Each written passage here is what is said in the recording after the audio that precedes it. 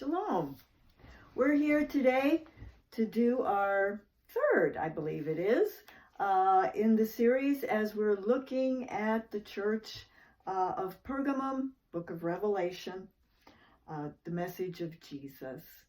And I love this one passage in Hebrews, the 13th chapter, I believe it's verse 20, and it refers to Jesus. It's a blessing, but it's referring to Jesus as the great shepherd of the sheep whom the Lord raised up from the dead. And, you know, thinking of Jesus as a shepherd usually brings a lot of joy and comfort into our hearts, even though we certainly don't live in a pastoral society. In modern day United States, there's something about learning, you know, about shepherds and how they lead their sheep. And of course, one of the most favorite Psalms, Psalm 23, the Lord is my shepherd. And we use that imagery with children a lot, and it's great. Well, today we are going to see the great shepherd in action, the great shepherd who was raised up from the dead, who is alive forevermore. In chapter 1, I am the Alpha, the Omega. I was dead, but I am alive forevermore. And I have the keys of death, and I have the keys of Hades. So this is the one who is speaking to his beloved ones in Pergamum. And we are going to see him now. Today we're going to study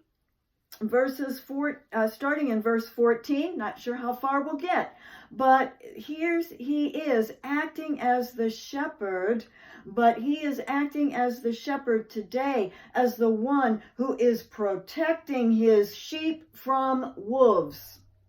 And this is also an aspect of the good shepherd, the great shepherd. Jesus said, you know, those that are hirelings, if the wolf comes, they take off as well.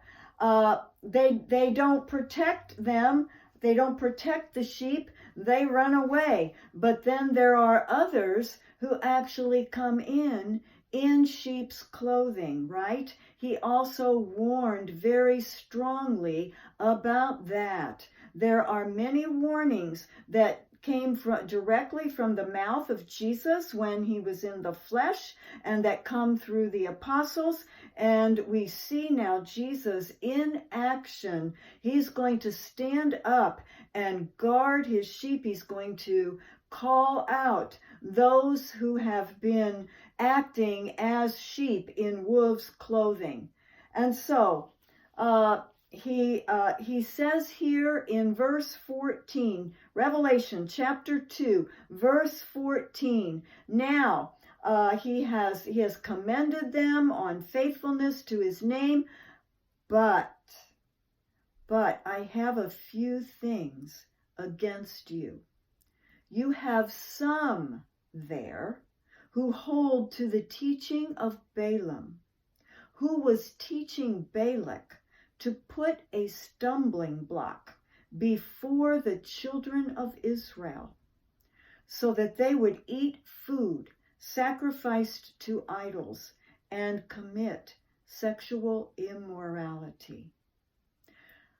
Okay, right here is a great example of how we don't ever want to cut off the New Testament from the Old Testament, thinking that everything in the Old Testament has no relevance for the New Testament. It is all one book, from Genesis chapter 1, verse 1, all the way through to Revelation 22. I think it's 22 is the last verse, all the way from beginning to end. Jesus said, I am the Alpha, I am the Omega. In Hebrew, I am the Aleph, I am the Tav. He's the beginning, he's the end, and he's everything in between. And we will not be able to discern and to truly understand the New Testament, especially the book of Revelation, if we don't have a strong foundation and if we're not constantly going back to check the root. Sometimes I think of it as the New Testament is the flower or the fruit on the tree, and the Old Testament is the root. And you cannot cut the flower or the fruit off from the root, or it gets rotten and it dies. So here's a perfect example. Jesus is speaking to this church. Now, some of them would have been people who had been Jewish and who came to faith in Jesus.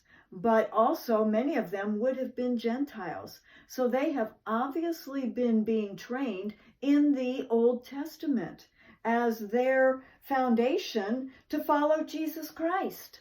You realize you can teach the gospel and you can follow Jesus Christ if you only had the Old Testament. You really could. But here we go. You have some there.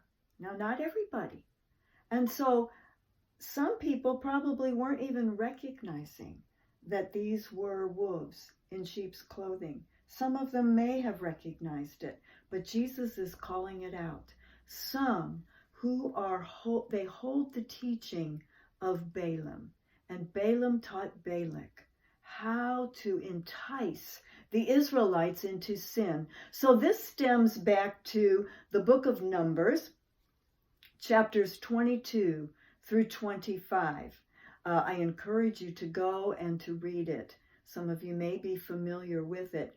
This incident took place shortly before the Israelites were going to go into the promised land.